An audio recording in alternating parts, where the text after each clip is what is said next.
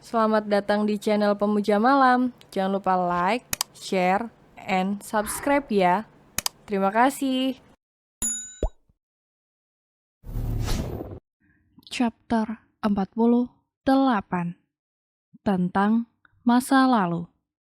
Mereka bertiga terhanyut dalam pelukan kuda melepas kerinduan masing-masing. Sementara itu Ardhiko dan Friska hanya berdiri mematung menyaksikan momen haru itu. Astaga, kami sampai melupakan kalian. Maaf ya, kami terlalu merindukan Vano, ujar Pak Alzi, kakek Vano. Tidak apa-apa, Pak. Kami maklum, balas Ardhiko tersenyum.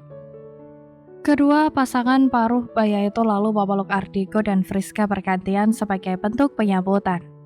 Ayo, masuk dulu, ajak Bu Ayu nenek Vano. Dia langsung menggandeng tangan Friska membuat wanita itu sedikit terkejut. Kira mereka tengah berkumpul di ruang tengah. Kamu pasti Friska ya? Ujar Bu Ayu membuka suara. Iya tante, saya Friska. Balas Friska tersenyum sopan. Jangan tegang begitu nak, kami ini juga keluargamu, Bu Ayu berucap ramah. Friska lalu tersenyum manis mendengar ucapan Bu Ayu. Setidaknya mereka tidak semenakutkan yang dia pikir. Mereka menikmati kebersamaan itu dengan riang, terutama Vano dan kakek neneknya. Sebentar, Mama buatkan minuman dulu, ujar Bu Ayu. Saat ini mereka sedang bersantai di halaman belakang. Biar aku bantu tante, Friska langsung bangkit dan mengikuti langkah Bu Ayu. Tidak perlu repot sayang, Mama bisa melakukannya sendiri, ucap Bu Ayu saat mereka sudah berjalan berdampingan. Tidak apa-apa tante. Saat melewati ruang tengah, mata Friska tidak sengaja melihat foto yang terpajang di dinding, padahal dia sudah duduk di ruangan itu sebelumnya. Namun baru sekarang dia menyadari akan keberadaan foto dengan ukuran yang lumayan besar itu. Mau melihatnya? Tanya Ayu. Friska tidak menyadari jika Ayu mengikuti arah pandangnya. Sambil mengulas senyum, Ayu pun membawa Friska mendekati foto tersebut. Ini adalah foto pernikahan Ardhiko dan Sarah, mamanya Vano. Friska meratap dengan serius wajah kedua mempelai yang ada di dalam foto tersebut. Wajah sang suami yang terlihat tampan sejak dulu, serta seorang wanita yang sangat cantik. Tengah berada dalam pelukannya, wajah keduanya terlihat sangat serasi. Pantas saja Vano sangat tampan, ibunya saja secantik ini, batin Friska.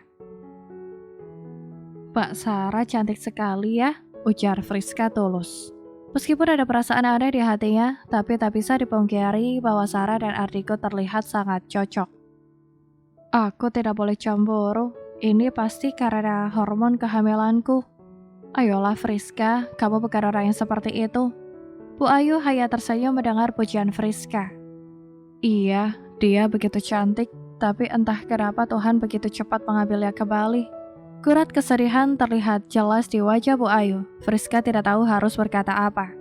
Karena jika saja saat ini Sarah masih hidup, maka tidak mungkin dia bisa bersama Ardhiko. Perasaan bersalah tiba-tiba saja muncul di hatinya.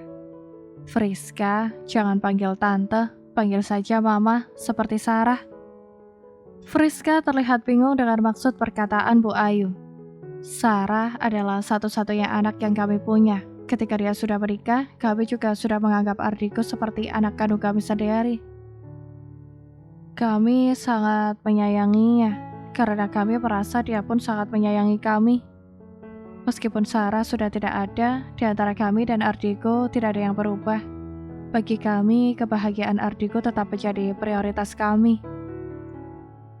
Mama dan Papa bahkan sudah sering memintanya untuk menikah kembali sejak Vano masih kecil, tapi dia selalu menolak.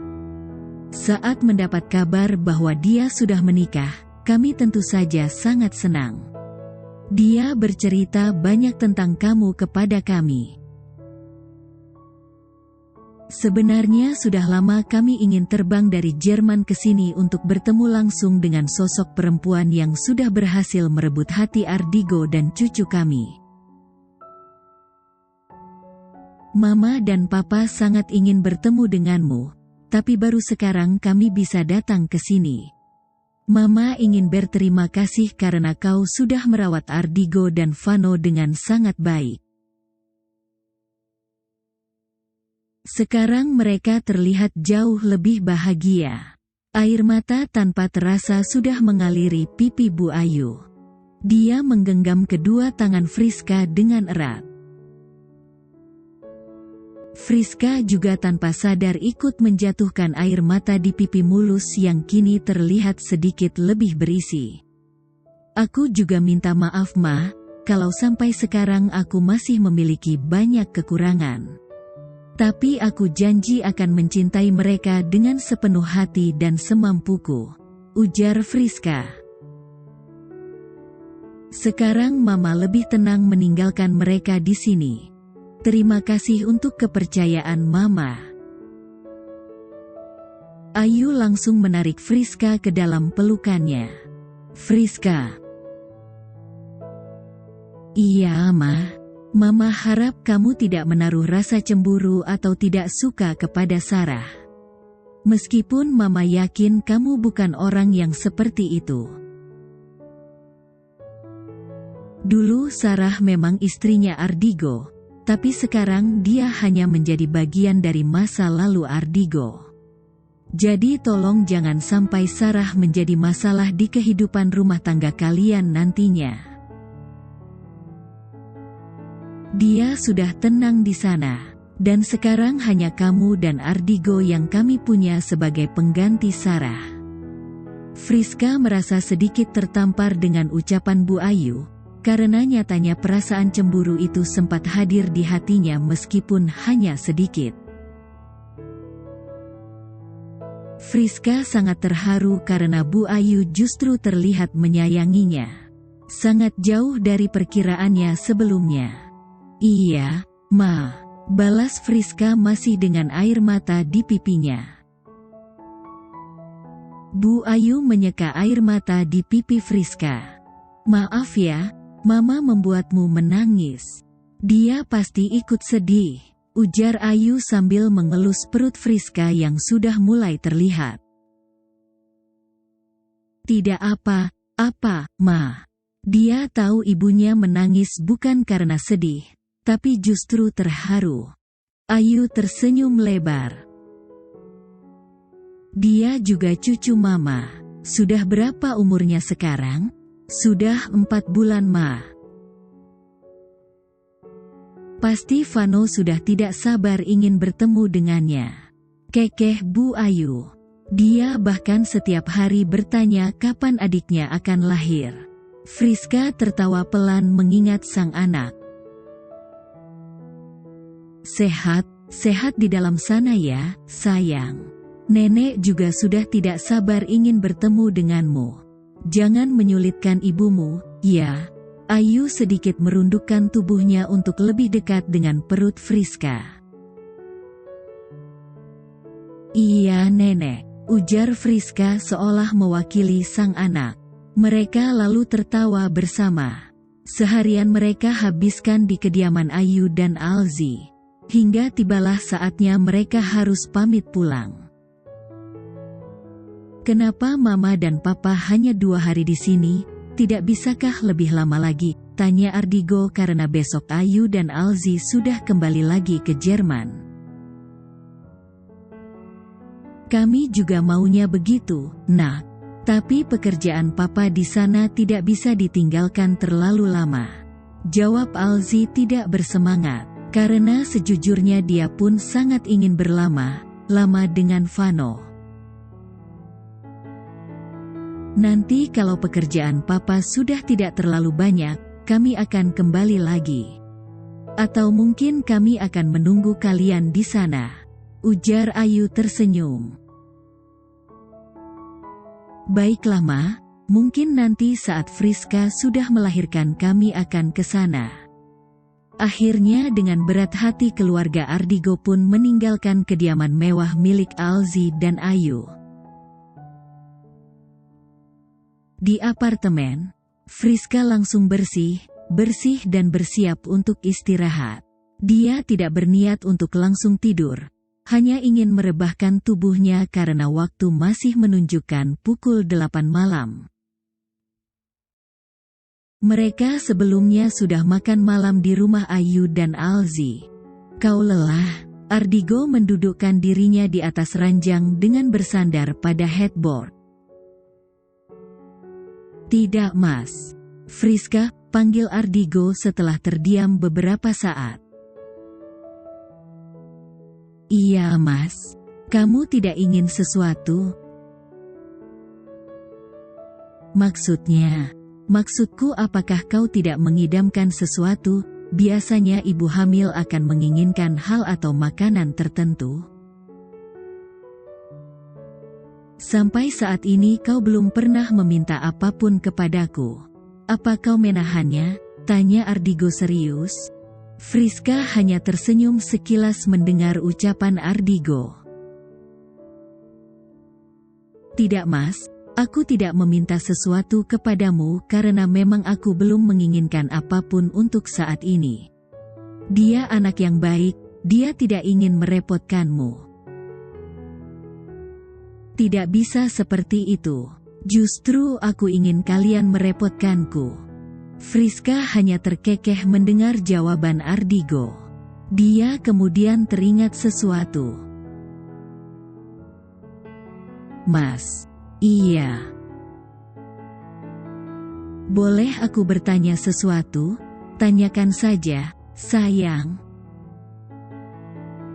Mbak Sarah itu orang yang seperti apa? Tanya Friska hati takut membuat Ardigo merasa tidak nyaman. Ardigo terdiam sebentar tidak langsung menjawab pertanyaan Friska. Kau ingin mendengar tentangnya? Tanya Ardigo. Tentu, kalau kau tidak keberatan. Ardigo memperbaiki posisinya agar lebih nyaman.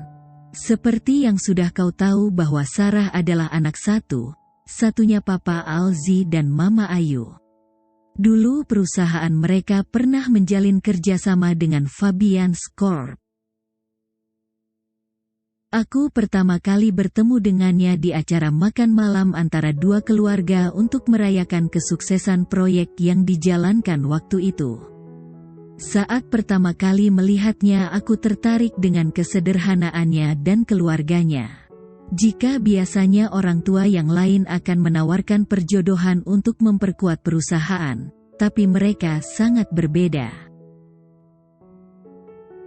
Mereka hanya sebatas memperkenalkan Sarah sebagai putri mereka. Begitu juga Sarah, dia terlihat tidak peduli dan tertarik denganku. Tidak ada tatapan menggoda dari matanya. Mbak Sarah sangatlah berkelas, batin Friska. Hingga pada akhirnya akulah yang meminta untuk dijodohkan dengannya. Dan aku sangat terkejut ternyata dia mau menerimaku dan mengatakan sudah tertarik juga kepadaku saat pertemuan waktu itu. Padahal aku yakin dia hanya sekali melirik ke arahku ketika bersalaman. Lalu akhirnya kami menikah dan Sarah mengandung Vano. Tapi Sarah harus kehilangan nyawanya saat melahirkan. Jika kau bertanya bagaimana sifat Sarah, dia hampir mirip denganmu. Dia juga wanita yang penyayang, tulus, dan sederhana. Hanya saja kalian memiliki warna yang berbeda. Kalian sempurna dengan warna kalian masing-masing. Ardigo mengakhiri ceritanya dan melihat ekspresi Friska. Sebelumnya aku minta maaf tidak pernah menceritakan apapun tentang Sarah. Aku hanya tidak ingin membuatmu kurang nyaman. Jujur Ardigo, aku tidak masalah Mas. Bagaimanapun aku juga ingin tahu tentang masa lalu suamiku.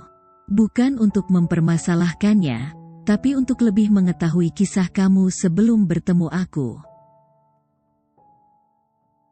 Syukurlah. Tolong jangan berpikir yang macam-macam ya sayang. Saat ini hanya ada kamu dalam hidupku. Ujar Ardigo sambil memeluk tubuh sang istri. Sekarang dia merasa lebih lega karena sudah menceritakan tentang Sarah kepada Friska. 4 bulan kemudian. Kini usia kandungan Friska sudah menginjak 8 bulan. Perutnya sudah sangat besar karena hanya tinggal menunggu kurang dari sebulan lagi dia akan bertemu dengan sang buah hati. Friska menikmati masa kehamilannya dengan penuh sukacita. Setelah memastikan Vano tertidur dengan nyaman, wanita itu langsung keluar dari kamar sang anak dan kemudian menutup pintu. Friska berjalan dengan pelan menuju kamarnya. Huff, helaan napas Friska terdengar cukup keras. Sudah menjadi kebiasaan Ardigo belakangan ini untuk pulang larut malam, bahkan terkadang sampai dini hari. Hal itu sudah terjadi semenjak sebulan yang lalu. Pria itu sudah sangat jarang pulang di bawah jam 10 malam. Dia bahkan hanya makan malam di rumah ketika hari libur saja. Friska tentu saja merasa sedikit sedih dan curiga dengan perubahan sang suami. Meskipun sikapnya tetap sama bahkan semakin manja kepada Friska, namun itu hanya ketika mereka bersama.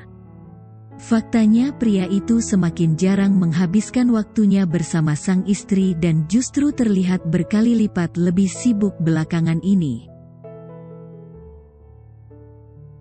Friska bukannya tidak pernah bertanya, namun alasan Ardigo selalu sama, banyak pekerjaan di kantor. Seperti biasanya Friska akan lebih dulu tertidur karena dia tidak ingin kandungannya lemah akibat bergadang menunggu kepulangan Ardigo. Ya Tuhan, tolong jaga suamiku dimanapun dia berada, jangan sampai apa yang aku takutkan benar terjadi. Begitulah doa Friska setiap harinya sebelum tidur yang diiringi dengan tetesan air mata di pipi cabinya.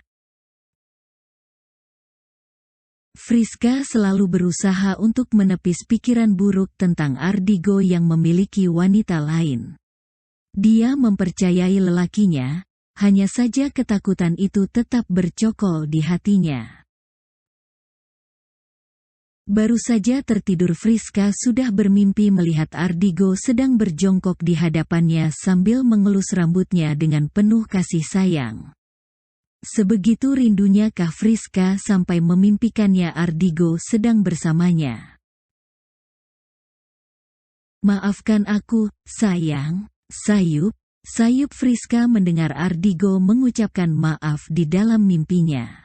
Setelah itu Friska tidak lagi merasakan apa-apa. Keesokan harinya. Kenapa melamun terus? Friska mengalihkan tatapan kosongnya ke wajah wanita cantik yang belakangan ini sering menemaninya. Tidak ada, ya. Aku hanya sedang memikirkan proses lahiran nanti. Balas Friska tidak sepenuhnya berbohong. Tapi yang paling dia khawatirkan adalah apakah Ardigo akan menemaninya di saat yang menakutkan itu. Tasya mendekatkan tubuhnya kepada sang sahabat. Tidak ada yang perlu kau khawatirkan, kalian akan baik-baik saja. Kau dengar kata dokter waktu itu kan, dia sehat dan kuat. Jadi kau juga harus yakin dan lebih kuat darinya. Ujar Tasya sambil mengelus lengan Friska. Semoga aku bisa kuat menghadapi cobaan rumah tangga kami. Sambung Friska di dalam hatinya. Bersambung.